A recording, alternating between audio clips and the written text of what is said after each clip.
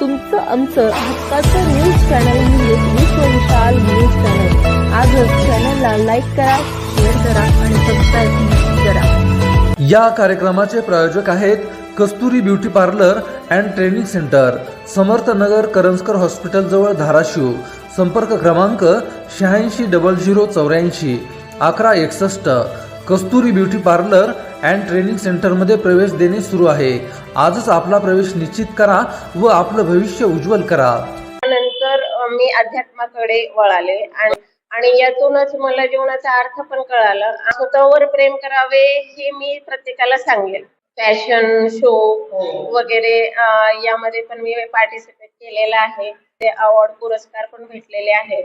अतिशय छान, म्हणजे पुरस्काराची अशी रांगच लागलेली आहे। तो पिरियड आयुष्यात कधीच आपण विसरू शकत नाही। 107 वर्षाचे एक रुग्ण होते। स्त्रियांच्या स्तनांची तपासणी असते।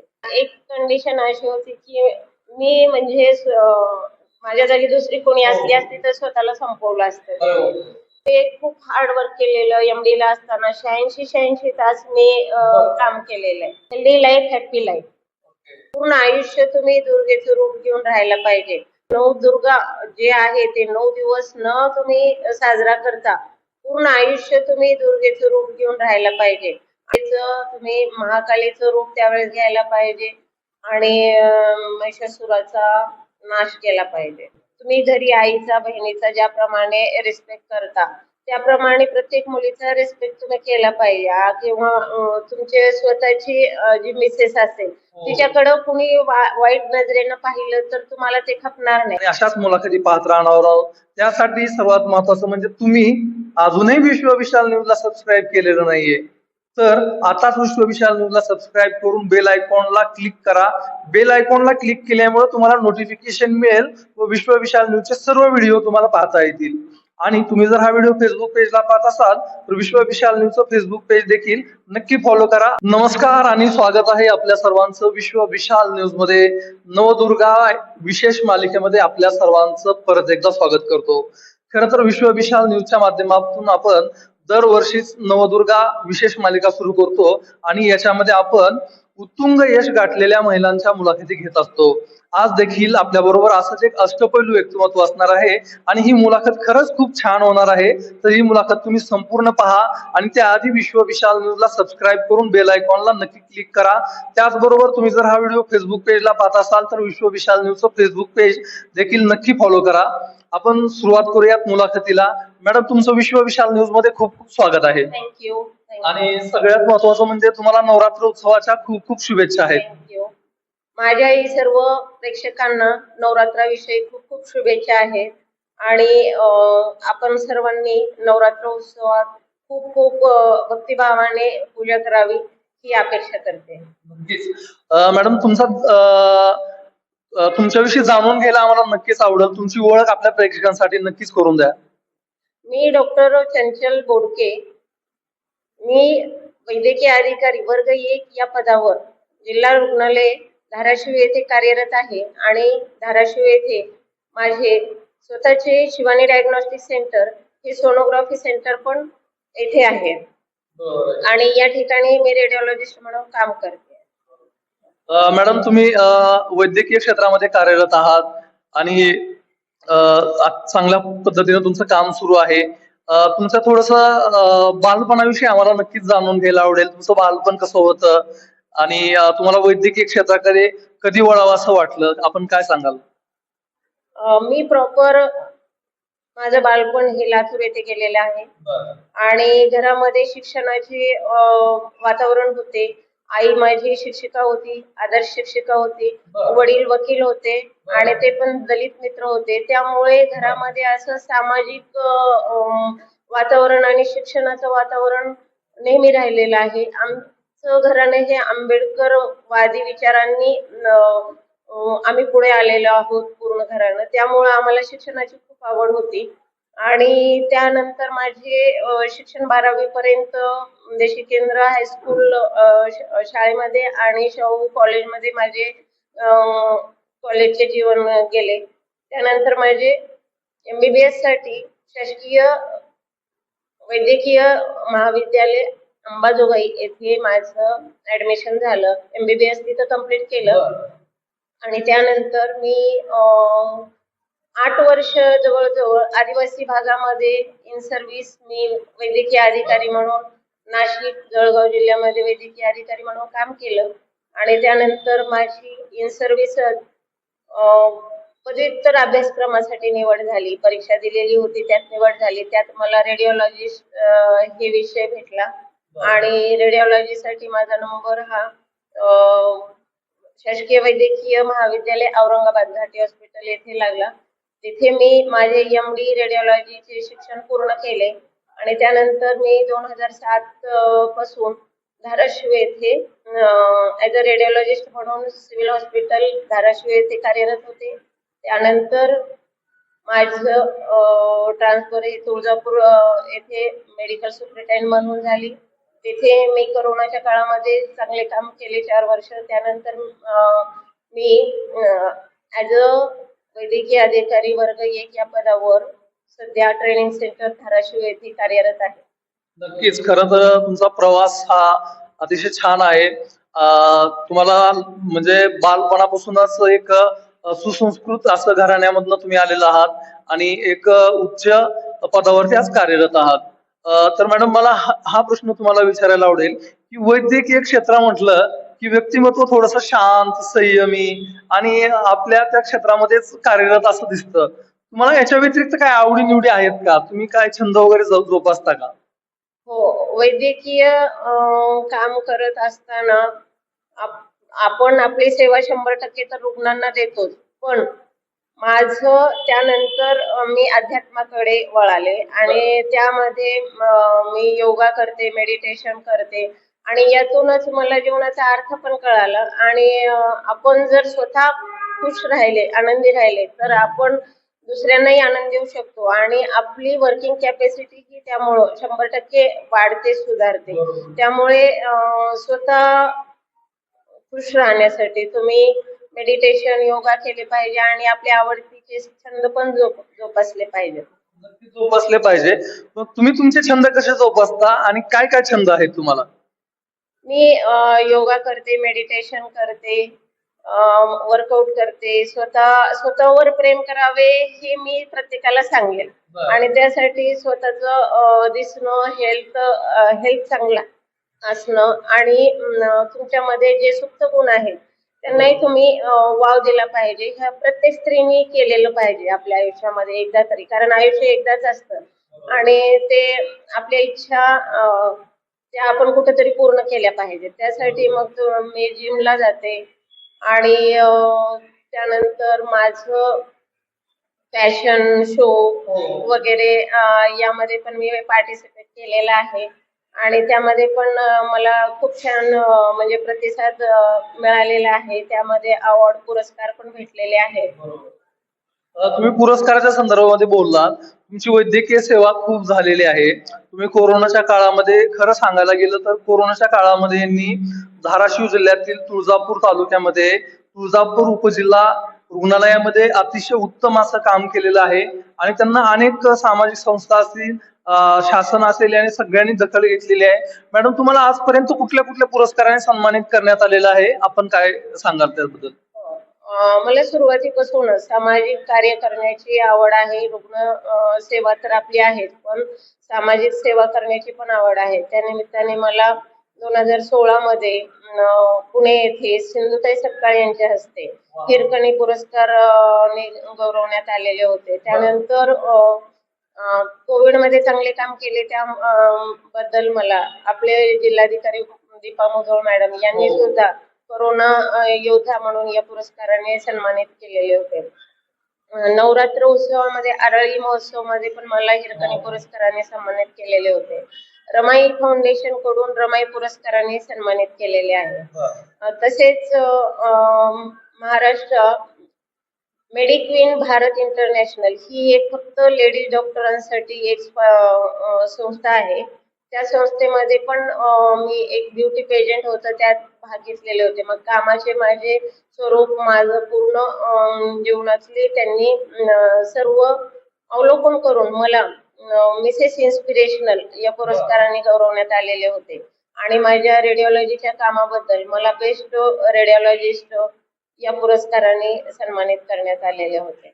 तसेच आरोग्य अभियान इंडिया यांच्यातर्फे मुंबई येथे वुमन्स अचिव्हर्स अवॉर्ड आणि लाईफस्टाईल अवॉर्ड या अवॉर्डनी सन्मानित करण्यात आलेले होते. बरोबर. खरं तर अतिशय छान, म्हणजे पुरस्काराची अशी रांगच लागलेली आहे आणि कुठेतरी कार्याची दखल घेतल्यामुळं आपल्याला पण एक काम करण्यासाठी उत्स्फूर्त असं हे उत्स्फूर्त भेटतं आणि आनंद भेटतो आणि काम करायला पण मजा येते. त्याचबरोबर मला तुम्हाला हा प्रश्न विचारायला आवडेल की तुम्ही कोरोना काळामध्ये जे काम केलेलं आहे, तर त्या काळामध्ये खरं तर अशी परिस्थिती होती की सख्खा भाऊही सख्या भावाकडे बघायला तयार नव्हता. तर त्या काळामध्ये तुम्ही हजारो लोकांचे प्राण वाचवले. त्याच्यामधले काय अनुभव तुम्हाला सांगता येतील का, की बाबा एखादा असा अनुभव की जो की मनाला भावून गेला, त्याबद्दल काय? यामध्ये मी असं सांगू शकते की 2018 पासून मी तुळजापूर येथे ऍज अ मेडिकल सुपरिटेंडेंट उपजिल्हा रुग्णालय तुळजापूर येथे कार्यरत होते. 19 मध्ये आपल्याकडं करोनाची सुरुवात झाली. त्यानंतर करोनाचे मार्गदर्शन वरिष्ठांकडून येत होते. त्याप्रमाणे मी आणि माझ्या अंडर असलेली टीम आम्ही सज्ज झालेलो होतो आणि जवळपास 500 बेड तुळजापूर येथे आम्ही सज्ज केलेले होते आणि तेवढीच मेडिसिन क्षमता वगैरे सगळे ठेवलेले होते. वरिष्ठांचे आम्हाला भरपूर सहकार्य भेटले आणि त्या पिरियड मध्ये तो पिरियड आयुष्यात कधीच आपण विसरू शकत नाही आणि जवळपास 5000च्या वर रुग्णांना आम्ही आमच्या टीमने उपजिल्हा रुग्णालय येथे ट्रीटमेंट देऊन बरे केलेले आहे कोविड मध्ये.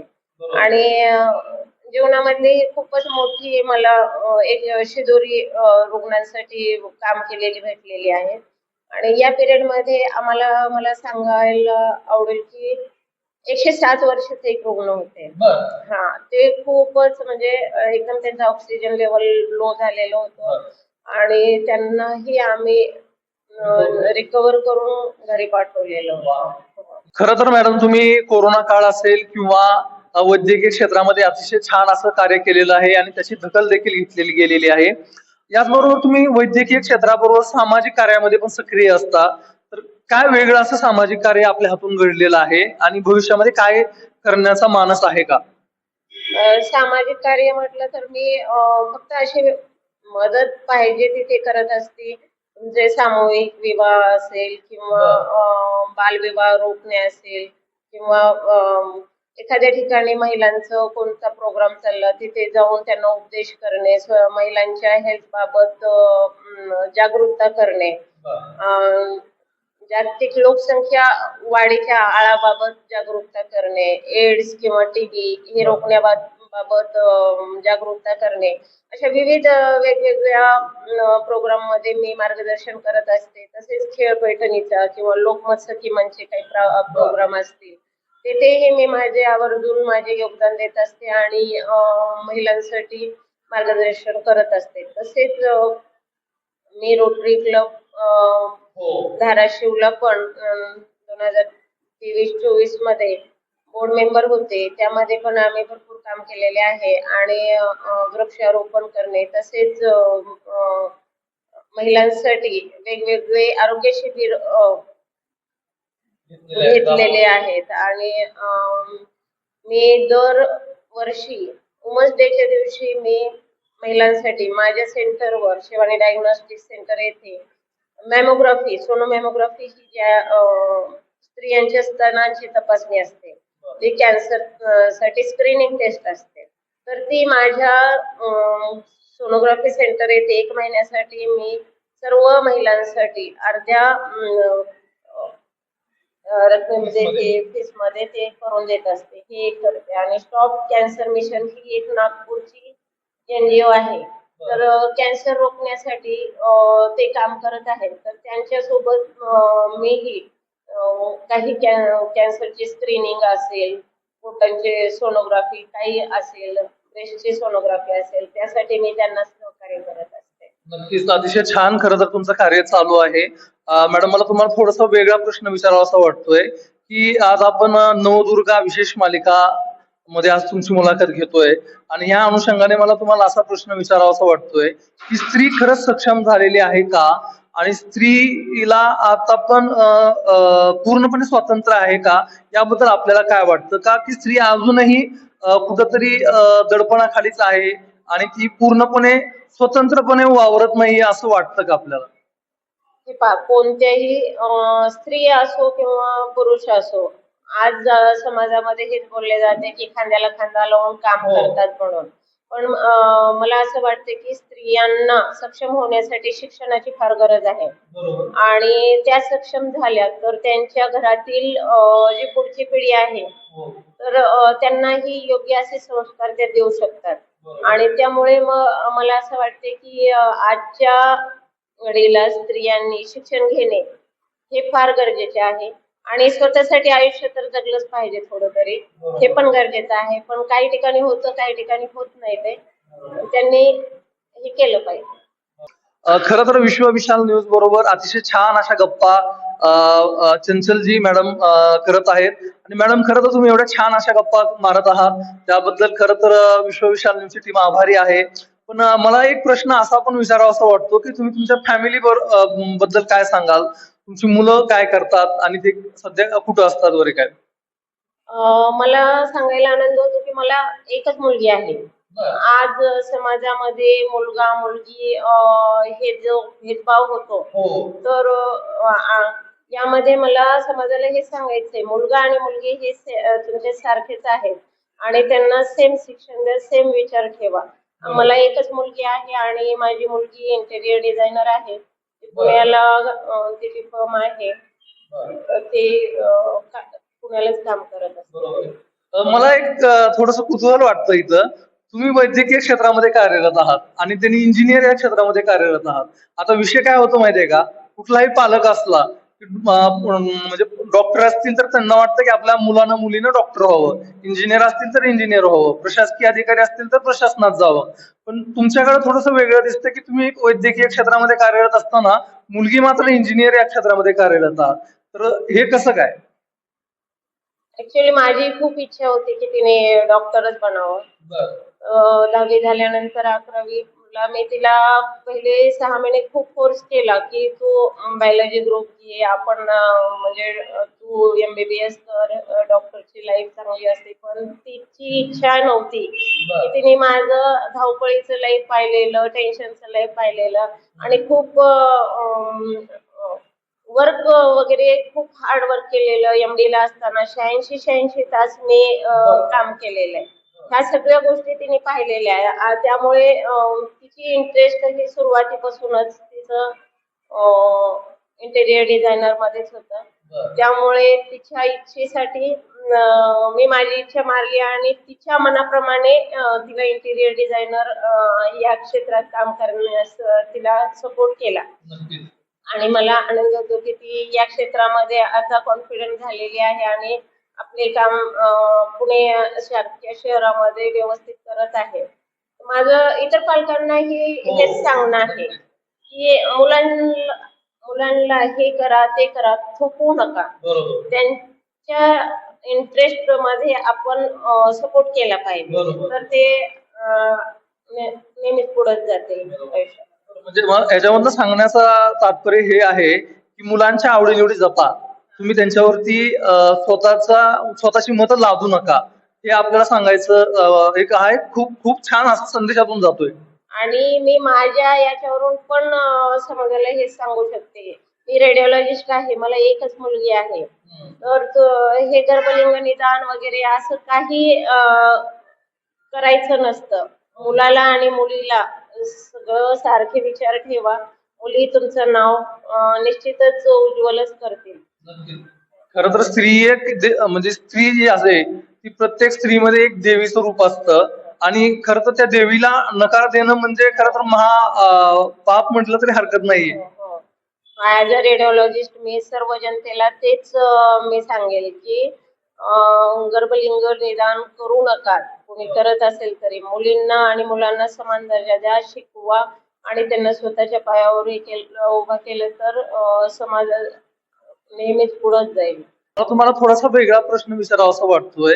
सध्याचं वातावरण पाहतोय आपण महाराष्ट्रामध्ये असेल किंवा पूर्ण देशभर असेल, निर्भया सारखी बरेच प्रकरण बाहेर येत आहेत. मीडियाच्या माध्यमातून पण आपल्याला ते पाहायला भेटत आहेत. तर यावरती आपण काय सांगाल? महिलांनी स्वतःचं संरक्षण कसं करावं आणि पुरुषांनी स्वतःची मानसिकता कशी बदलली पाहिजे, या संदर्भात आपण कशा पद्धतीनं स्त्रियांनाही आणि पुरुषांना दोघांनाही मार्गदर्शन करावं? हा, सध्याच्या परिस्थितीमध्ये समाजामध्ये आता निर्भयाचे भरपूर प्रकरण उघडकीस येत आहेत. सुरुवातीलाही होतच असतील, ते आताही होतच आहेत, पण आता उघडकीस येत आहेत. त्यामुळे पालक म्हणा किंवा मुली म्हणा त्याबद्दल जागृत झालेले आहेत. आणि मला सर्व महिलांना, पालकांना आणि सर्व मुलींना हे सांगू इच्छिते की तुम्ही स्वतःच्या संरक्षणासाठी फक्त हे नवदुर्गा जे आहे ते 9 दिवस न तुम्ही साजरा करता पूर्ण आयुष्य तुम्ही दुर्गेचं रूप घेऊन राहायला पाहिजे. आणि तुमच्यावर कुणी काही अतिप्रसंग केला किंवा काय केलं तर त्याचा त्या महिषासुराचं तुम्ही एकदम मर्दिनीसारखं रूप धारण करून त्याचा नाश केला पाहिजे. आणि स्वतःचं संरक्षण करण्यासाठी तुम्ही स्वतःच्या संरक्षणाची जबाबदारी उचलली पाहिजे. समाजामध्ये सध्या बेटी बचाओ बेटी पढाओ एवढंच चालू आहे, पण बेटी बचाओ बेटी पढाओ आणि बेटी बचाओ हे पण पुढं चालू राहिलं पाहिजे. आता जर पुढं लढाओ हे पण वाक्य जोडावं लागेल का? जोडलं पाहिजे. बचाओ बेटी पढाओ आणि बेटी के लिए लढो, बेटी तुम भी लढो असं. तर मला हेच सांगणं आहे की नवदुर्गेचं तुम्ही महाकालीचं रूप त्यावेळेस घ्यायला पाहिजे आणि महिषासुराचा नाश केला पाहिजे. तर आई भवानी, आई तुळजाभवानीच्या चरणी मी हीच प्रार्थना करते की सर्व महिलांना ती शक्ती देवीने प्रदान करावी आणि सर्व महिलांनी आपले स्वतःचे संरक्षण हे स्वतःच केले पाहिजे, तरच तुम्ही सक्षम व्हाल. खरं तर महिलांनीही स्वतःचं संरक्षण स्वतः करणं गरजेचंच आहे. त्याचबरोबर पुरुषांनी देखील स्वतःची मानसिकता बदलणं गरजेचं आहे. आणि आई वडिलांनी सुद्धा आपल्या मुलांवरती चांगल्या पद्धतीने संस्कार करणं गरजेचं आहे. आणि चांगले संस्कार केले, मुलींकडं वाकड्या नजरेनं पाहण्याची जी दृष्टी आहे, आपण काय करतो माहितीये का, की मुलींना शिकवलं जातं लहानपणापासून की तू असं बस, तसं बसू नकोस, असं उठ, बाहेर जाऊ नको, 7च्या आत घरामध्ये ये.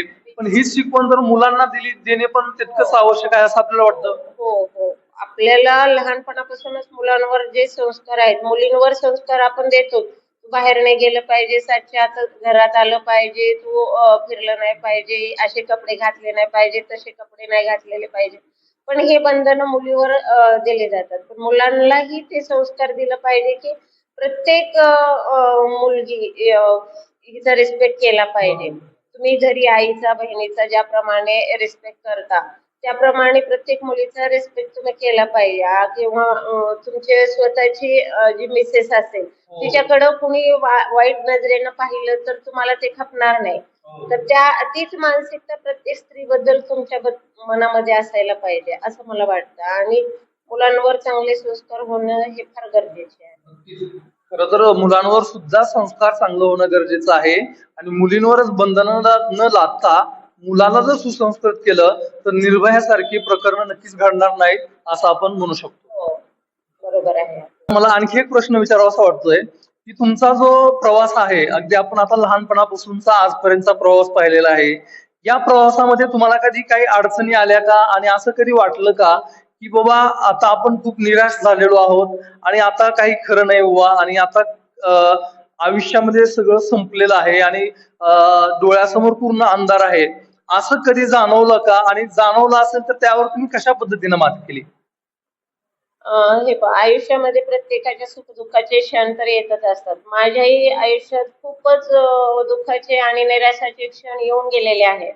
पण एक कंडिशन अशी होती की मी म्हणजे माझ्या जागी दुसरी कोणी असली असती तर स्वतःला संपवलं असतं. पण शेवटी स्वतःचं मन घट्ट करून आणि तुमच्यावर स्वतःवर विश्वास ठेवून तुम्ही पुढे जा. मग तुम्हाला त्यातून आणि वेळ ही तेवढीच असते, त्या वेळेमध्ये घाबरायचं नसतं, डगमगायचं नसतं. हे मी आयुष्यात शिकलेली आहे. तेवढी प्रत्येकाची वेळ निघून गेली तर तुम्ही ते पुढे त्यावर मात करून जिंकू शकता. मॅडम, तुम्ही विश्व विशाल न्यूज साठी वेळ दिला, एवढ्या छान गप्पा मारल्या, त्याबद्दल विश्व विशाल न्यूजची संपूर्ण टीम आपली आभार व्यक्त करते आणि आपण इथं थांबूयात. थँक्यू. सर्वांना मी नवरात्रीच्या शुभेच्छा देते आणि एकच मंत्र आहे की हेल्दी लाईफ हॅपी लाईफ. तर मॅडमनी सांगितल्या प्रमाणे हेल्दी लाईफ हॅपी लाईफ, तर आपणही तो मंत्र नक्की जोपासावा आणि विश्व विशाल न्यूज वरती अशाच नवनवीन व्यक्तिमत्वांना, आदर्श व्यक्तिमत्वांना, प्रेरणादायी व्यक्तिमत्वांना आपण घेऊन येणार आहोत आणि अशाच मुलाखती पाहत राहणार आहोत. त्यासाठी सर्वात महत्वाचं म्हणजे तुम्ही अजूनही विश्व विशाल न्यूजला सबस्क्राईब केलेलं नाहीये, तर आताच विश्व विशाल न्यूजला सबस्क्राईब करून बेल आयकॉनला क्लिक करा. बेल आयकॉनला क्लिक केल्यामुळे तुम्हाला नोटिफिकेशन मिळेल व विश्व विशाल न्यूजचे सर्व व्हिडिओ तुम्हाला पाहता येतील. आणि तुम्ही जर हा व्हिडिओ फेसबुक पेजला पाहत असाल तर विश्व विशाल न्यूजचं फेसबुक पेज देखील नक्की फॉलो करा. आपण इथं थांबूयात. धन्यवाद. तुमचं आमचं हक्काचं न्यूज चॅनल म्हणजे विश्व विशाल न्यूज चॅनल. आजच चॅनलला लाईक करा, शेअर करा आणि सबस्क्राईब करा.